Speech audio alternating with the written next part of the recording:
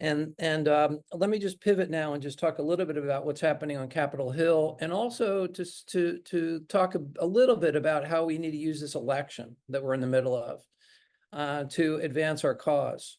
And let me start with that first, because some of you also know that I ran for U.S. Senate back in 2006 in Pennsylvania. And the fellow who won that seat is somebody named Bob Casey, who just happens to be running for re-election, and he's in a neck and neck race in Pennsylvania. So I'm going to be approaching his campaign people this weekend, and he's not getting very much support from progressives. And I'm just going to lay it out that you got to move on healthcare, and you got to move on other issues if you're gonna have to earn the support of your progressive constituents in Pennsylvania, because a lot of them are leaking off and either not wanting to vote or not voting. They're upset about Gaza. A lot will be supporting Jill Stein. So it's going to be quid pro quo. He's got to step up, and he's got to show that he's going to do the right thing if reelected. So in any case, I just want you to know that. And I'm also going to leverage the relationship I have with John Fetterman, who was elected 2 years ago, but he's all in with Bob Casey. And Fetterman is somebody I know who can be moved. So I just want to share that with you. And I'm also going to be concentrating a lot of my work up in Bucks County. Some of you know that Bucks County is the swingiest congressional district. It's PA1, the swingiest congressional district in the swingiest state in the country. So I'm going to be knocking doors and connecting with friends. I taught for several years at Delaware Valley College, now university. So I've got a lot of former students, a lot of colleagues and friends up there. So just be creative in how you're thinking about this election, using and leveraging your own contacts and networks, and, building the conversation around healthcare, because unfortunately healthcare has been marginalized in terms of conversation for this election, which is unfortunate. And we all know that Kamala Harris, who at one point did support Bernie's Medicare for All bill, has backed away from that. So I just, let's make maximum advantage, or take maximum advantage of this election season, when a lot of politicians, especially those who are up for re-election, are going to be more tuned in to what their constituents are saying, because they need to earn their votes. So I just want to throw that out there, and would love to have, maybe, Mike, we could even do like a brainstorm around how do we use this election more effectively, and just bring in all people's ideas. So maybe we can talk about that maybe for an upcoming Tuesday evening conversation or something. Okay. On Capitol Hill, and this is for you, Lynn, especially, and other folks in California, is I'm building a relationship with Lauren Battle. Lauren Battle is LaFonza Butler's policy advisor on health and human services. Who's LaFonza Butler? Not very many people know, but she is the interim U.S. Senator from California who replaced Dianne Feinstein. More than that, she comes out of Kamala Harris's team. She's very close with Kamala Harris, LaFonza Butler. And Lauren Battle, with whom I'm building this relationship, I just want to share this with you. I don't even know if I mentioned on the SBUHCA call yesterday, is somebody who is really tuned in, and she is willing to have these conversations. So I just want you to know that I'm going to be working on that. And Lynn, I'll follow up with you and other Californians as to what we can do to build out a stronger relationship with LaFonza Butler. I mean, one of the ways that we get to our political electeds, our leaders, is to find people who are close to them, right? That's the way that this works. We have to figure out how to get, even if you're one place removed. I worked for a former governor of Delaware, who I was reaching out to when Joe Biden just stepped out of the race, but I was working on that track to get closer contact with Joe Biden. But there's another way that we can do this work through people who work on Capitol Hill, work in local offices, and just continue probing and thinking about how we can do that work as well, right? So how do we build power? How do we build connection? How do we get to the decision makers at the top of the heap? And just, again, being very creative in how we do this work. So, I mean, and I do have California roots as well. So I just want to share that with you. Also working on outreach with Republican senators, in particular. I know she's an independent from Alaska, but Murkowski, as well as Susan Collins. I want you to know that we're working on that. And that on the House side, working very, very closely to get Brian Fitzpatrick from Bucks County to sign on with our SBUHCA bill. The conversation's open, and also I know that he's in a very close race, so he's tuned in to what needs to be done and said to get his reelection done. And also out in the Portland area, we have another member who is up for reelection. That's Lori Chavez DeRaymer. And in conversation with Francisco Flores Porat, who is her legislative assistant and is open to the conversation. Let me pivot and also, and then I'll get to Pramila, the connection with Pramila Jayapal here in a couple minutes or in a minute or so. It looks like we've got our 30th co-sponsor. We'll be signing on a Congress member from Florida, Sheila Cherfilis McCormick from Florida 20.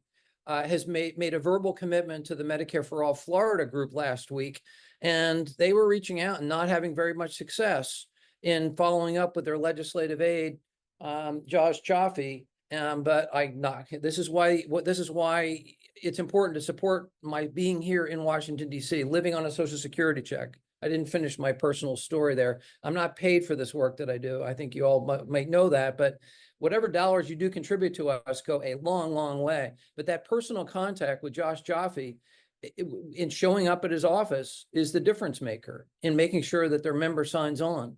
So that's another key. And also showing up in Baltimore for the Netroots Nation with Simon, was able to rekindle my relationship with Ro Khanna. Emma Preston, the healthcare LA for Ro Khanna, has stepped back, which has given me the opportunity to connect with Ro Khanna's chief of staff and legislative director, Kevin Fox. So when one door closes, another opens, right? So just keep thinking, keep probing, keep looking for opportunities. So looking at where we're going to go with the bill when we move into 2025. I know that this is a conversation we're having with the SBUHCA group, so again, working on making sure that we have a stronger advocate, whether it's Khanna or somebody else who's going to push the House bill, and then also working closely with Ed Markey's office on the Senate bill, making sure that he's engaged fully in that work. So I'll finish up with the piece that involves going to Chicago, and that was. I was invited to speak before the PDA pre-conference, before the Democratic National Convention. They had a pre-conference called Progressive Central. And Alan Minsky, with whom I've developed a close relationship, executive director of PDA, invited me to speak on their healthcare panel. And that brought me into conversation with one of the leaders of PNHP, NNU, and People's Action. So building relationships there. Pramila was in the green room prior to the presentation, and I saw her. She was there by herself. She was there with her political assistant, and I approached her and said, "Can we talk for a few minutes about the SBUHCA legislation that we're working on? This is your bill, after all. You picked it up from Jim McDermott. You rewrote it, enhanced it. Ro Khanna's carrying it now." She said, "I love that legislation. That's a bill that we can get passed." And she acknowledges the challenge of getting the National Medicare for All bill passed. The ceiling right now is 112 voting members who have signed on with that. But the SBUHCA bill is unique in that it can appeal to people across the political spectrum, even potentially some MAGA members. This is a really important piece. We've worked very hard at developing talking points. But what I got out of the conversation with Pramila, and I'm going to be meeting with her new assistant today, Serena Baserman, later this afternoon, is that she's now in sync with what we want to be doing, which is coordinating our efforts between state single-payer campaigns and the national single-payer campaigns. This is the sort of bridge building, relationship building, political alliance, strategic thinking that is exactly what we need to be doing and what I've been pushing for quite some time. And there's probably no better person on Capitol Hill to do this work and to work with than Pramila Jayapal. As many of you know, she was an organizer for 20 years. Nobody understands inside, outside politics better, I think, than Pramila Jayapal. So her basic what came out of the conversation is that she wants, wherever possible, for the state single-payer bills to be introduced at roughly the same time that the national Medicare for All bills are going to be introduced, so that we coordinate our introductions as much as possible. Secondly, that we coordinate our messaging so that we're using the same effective frames, so that we're repetitive. This is one of the problems of politics and social justice circles, politics on the left, is that people are so, I'm going to just put the word out there, stubborn in their use of language that is ineffective. We need to use language that is tested, that is effective, and has been tried before. Surveys, focus groups. This is the kind of work that we've done with Wendell Potter over the years. So coordinated messaging and making sure that folks are on the same page. And we're speaking in a way that makes our bill and the National Medicare for All bill much more attractive and effective. So coordinating our introductions, coordinating our actions, coordinating our messaging. And Pramila also said that she's going to go into the new year with the objective of bringing down the Medicare eligibility age from 65 to 60. And when I'm with Serena today, I'm going to say, why don't you also consider bringing in 0 to 18, right? Newborns to age 18. That's the healthiest demographic. If you bring them into Medicare, that group, that age cohort is going to be attached to healthcare. They're going to be attached to it and they're going to be committed to it. There's a political payoff when you have people in the system, right? So it's enhanced Medicare, of course, but the idea here is to bring even incrementally, as Carrie said, there's good incrementalism and there's bad incrementalism. This is good incrementalism if this is the pathway forward at the national level.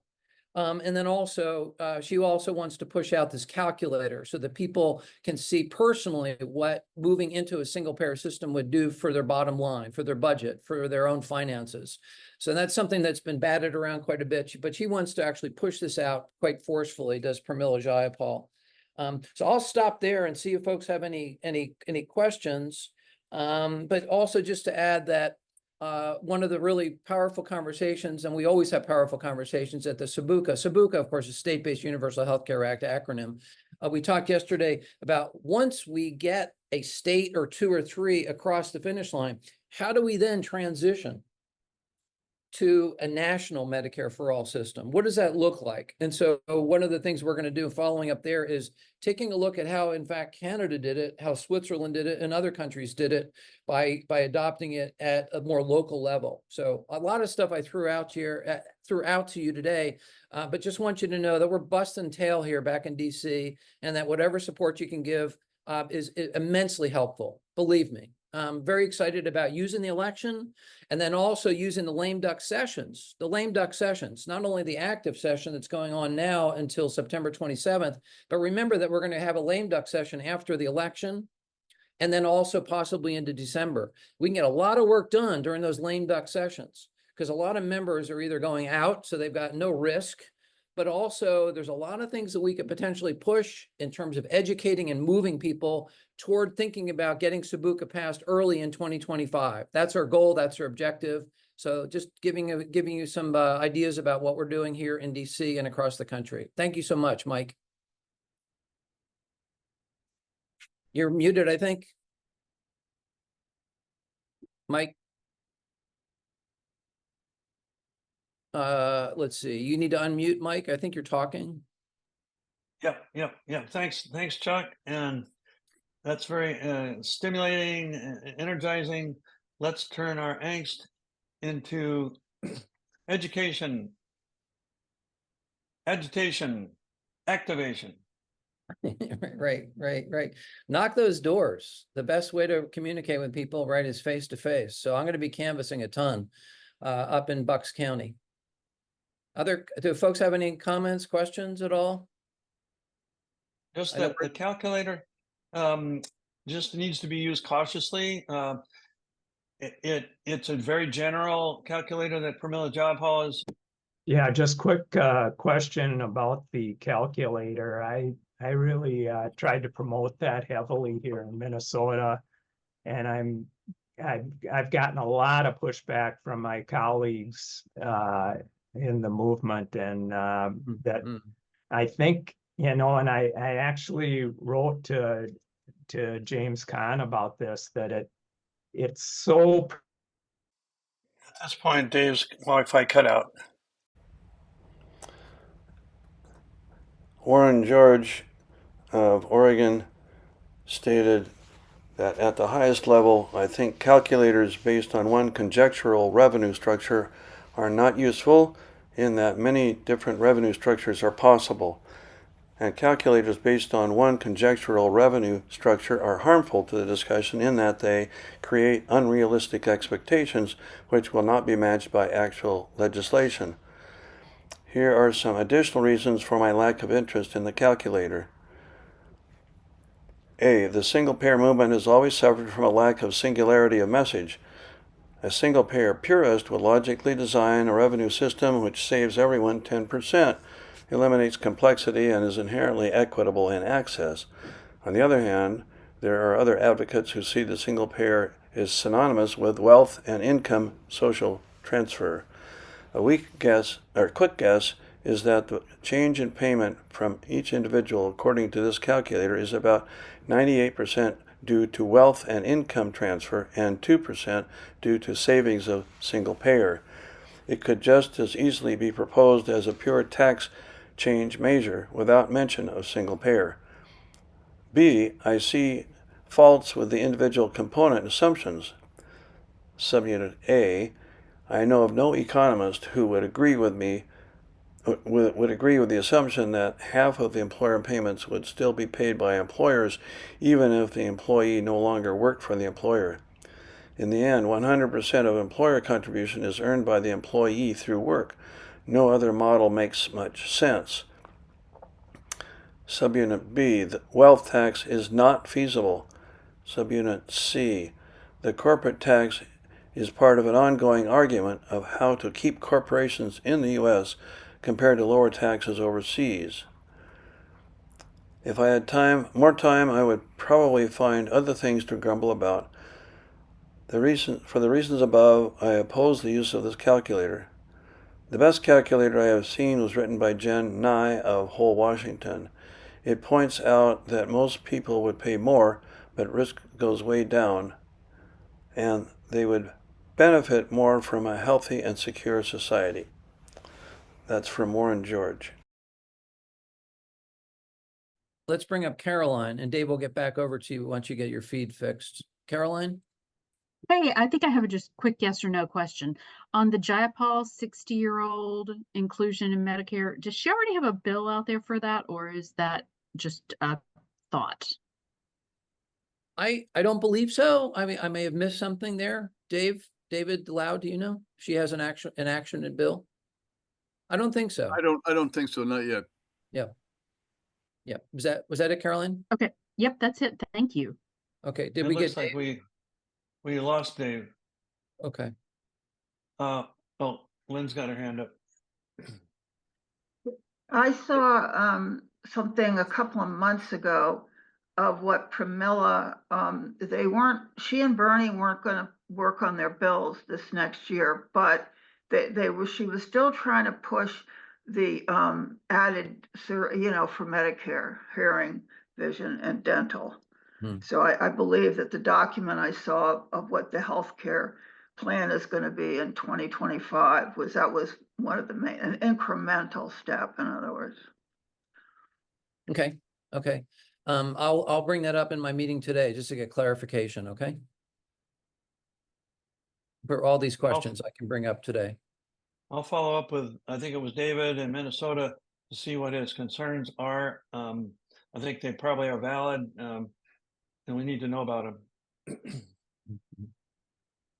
So, so good news on the legislative front, I think, on the strategy building front, on the election front, and then again, thinking about how we're going to utilize the lame duck session, regardless of what happens with the election, and then move into early 2025 and getting our SBUHCA bill introduced as soon as possible so that we can really build early momentum and get that legislation passed so that we can get folks in or states like Oregon, Washington, California, Minnesota, Maine, New York, Massachusetts, and elsewhere over the finish line. So thanks everybody for all the great work that you do. Really deeply grateful. All your support makes a heck of a difference. Just know that. And if you're reaching out and you want to coordinate a lobbying, outside, inside, feel free to reach out to me and say, hey, I'm going to be reaching out to my member I've just given you a heads up. So the more we're coordinated in terms of that inside-outside contact is also much more effective. So thank you. Thanks, Chuck. Yep, you Keep got in it. there fighting. Get your Medicare lined up. I know. I turned 65 in another week and I still don't have my Medicare lined up. So shame on me. This is our leader. We're good at advocating for others, but not for ourselves, right? This is a problem among organizers. Make sure you get a SHIP counselor. A what? State health insurance program is in every state. That's how I find out about the plans that are cheapest for me. If I didn't use them, I wouldn't know. I Can just you drop that lowered. in the, can you drop that in the chat? Sure. In Oregon and other states, it's known as SHIBA, Senior Health Insurance Benefits Advisors. And just be careful because the industry has found ways to Wow. influence even those advisors.